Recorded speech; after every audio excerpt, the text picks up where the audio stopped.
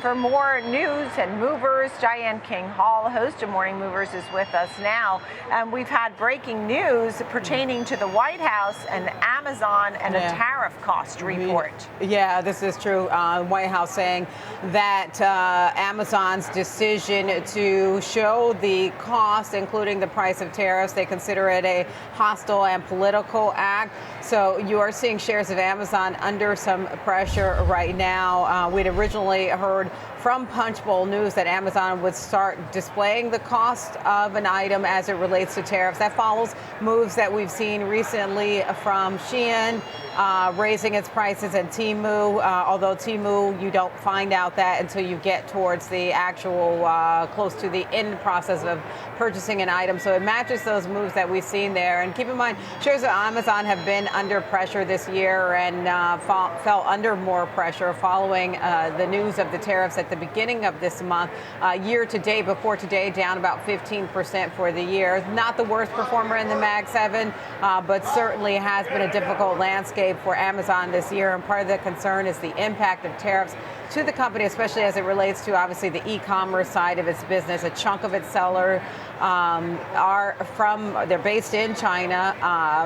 U.S. sellers do make up a significant portion of sellers in the U.S., but many of those goods are sourced from China. So there is a risk when you think about those heavy 145% tariffs from the U.S. It'll be interesting to see. I mean, I would be interested to see what the tariff cost is. I mean, there's no way to know if it's exactly correct, because these tariffs are not necessarily solidified and they are ever changing and being negotiated right now. So I'm not sure that the numbers they're printing are exactly correct. China right? would be, because we know there's no pause there. I mean, essentially, as we know where we are between the U.S. and China, that is something that is, where it sounds like there are some talks, but at least we're seeing the impact, for instance, with Temu. So it sounds like Amazon is going to follow the same playbook. I did just try to, add a couple things to my cart to see if you see the impact yet. I didn't see the impact yet, so maybe that's coming.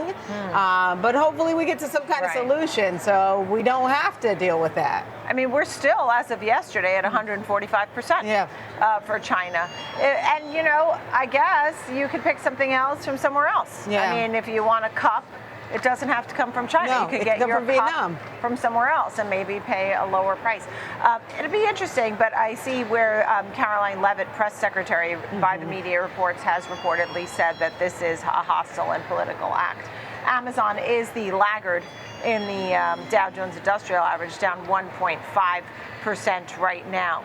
So there's that. And then we have the news that we've been following, Novo Nordisk and HIMS on the news. Yeah, leading to a huge rally for HIMS and HERS off of this news that Novo Nordisk partnering with HIMS and HERS, along with a couple other providers, Ro and LifeMD, to offer Wegovy to these telehealth platforms, partnering with them to allow for the supply to continue there. You're seeing HIMS and HERS soar more than 20% right now. In the pre-market, it had surged more than 30%. Novo Nordisk ticking a little bit higher, but really the big winner here is HIMS and HERS. It allows for the compounding pharmacies to still have these offerings, because you'll remember they were offering compounded versions of the Wegovy, Zepbound, Mounjaros of the world when there was short supply. Now, recently the FDA has taken them off of being in short supply, and that had caused a heavy hit, for instance, to HIMS and HERS when that had happened.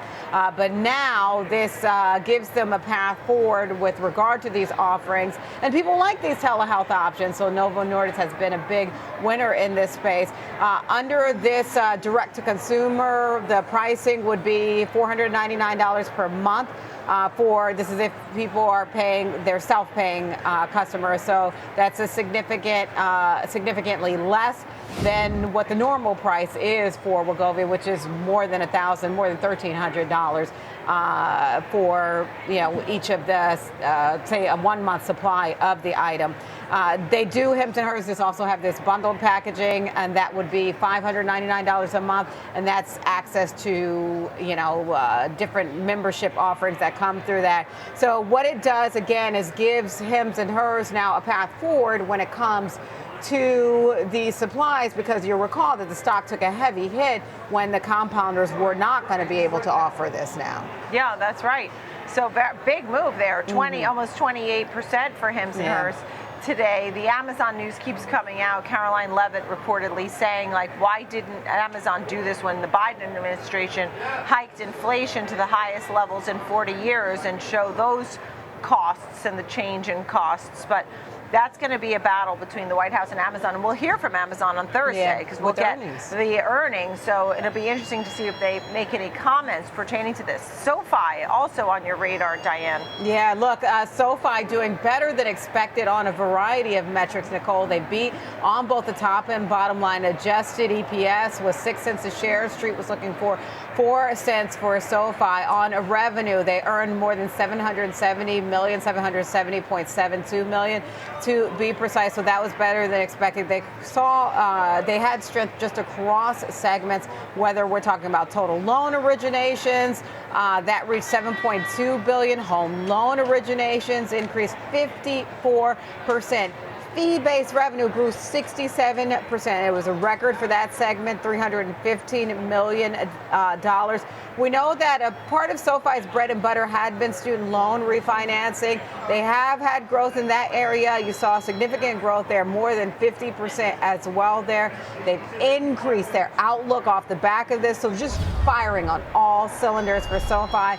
Their guidance for 2025 earnings now to come in between 27 and 28 cents a share. That's above their prior guidance, which was 25 to 27 cents.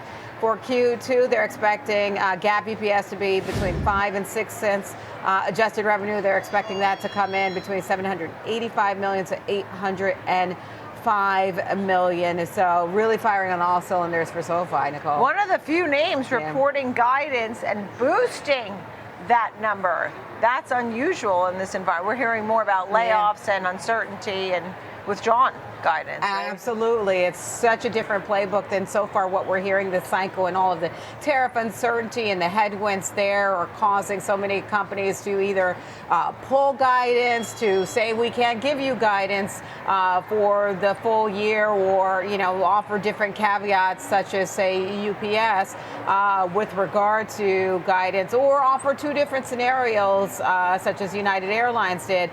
But to beat and raise, we haven't seen that really. I mean, that's not the pattern this cycle. And last but not least, we look at Brinker.